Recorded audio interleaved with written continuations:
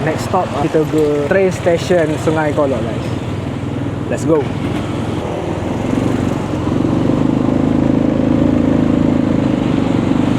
Oh, okay. Dah sampai. Oh, Sungai Kolok Railway Station guys. Wow. Ramai.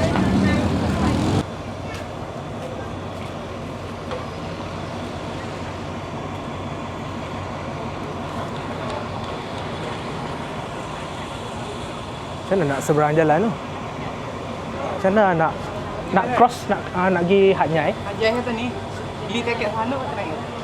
Oh, tapi saya dah beli dah tiket Kurau Belah. Oh, Kurau Belah lama gitu. Oh. Macam mana nak cross? Nak cross pergi sana? Boleh.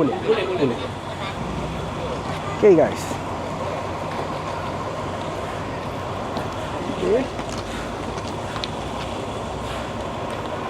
Oh, dia kena cross jambatan. Sekejap. Dia nak cross. Okay. Dia cross kat sini. Let's go.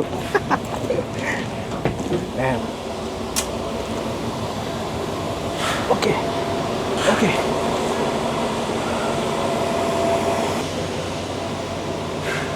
So ni counter information.